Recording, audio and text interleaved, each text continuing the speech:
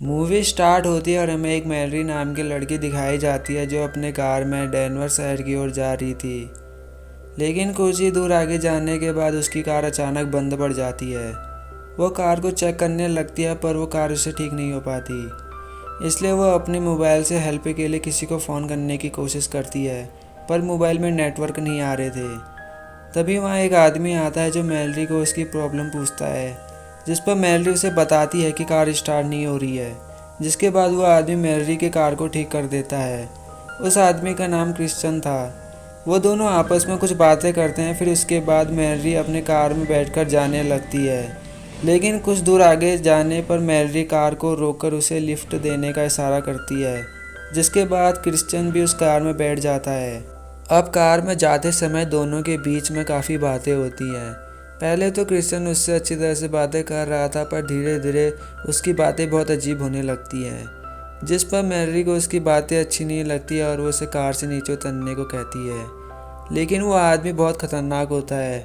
वो मैलरी को चाकू दिखाकर कार को चलाते रहने को कहता है। मैलरी बहुत ज़्यादा डर जाती है लेकिन तभी वो देखती है कि क्रिश्चियन ने कार की सीट बेल्ट नहीं पहनी है और वो कार को खाई से नीचे गिरा देती है। मैलरी ने सोचा था कि वो सीट बेल्ट की वजह से बच जाएगी और क्रिश्चियन मारा जाएगा।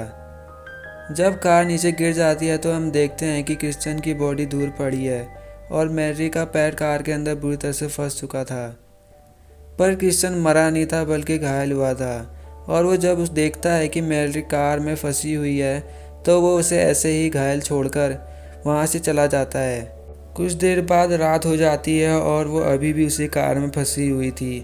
वो जोर जोर से हेल्प चिल्लाकर मदद मांगती है पर वहाँ आसपास कोई भी नहीं होता है। अगली सुबह मैलरी देखती है कि उसके घाव पर चींटियाँ लगी हुई है। वहाँ क्रिश्चियन भी आता है पर वो उसकी कोई भी हेल्प नहीं करता। वो उसे बस परेशान करता है फिर वहाँ से चला जाता है।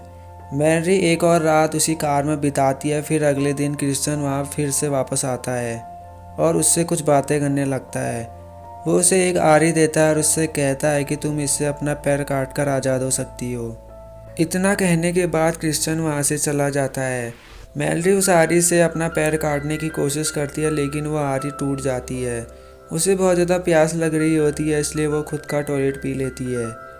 कुछ देर बाद बहुत तेज़ बारिश होने लगती है और जहाँ पर वो कार फंसी हुई थी वहाँ बहुत सारा पानी बहने लगता है, जिस वजह से कार के साथ मैलरी भी उसी पानी के बहाव के साथ बहने लगती है।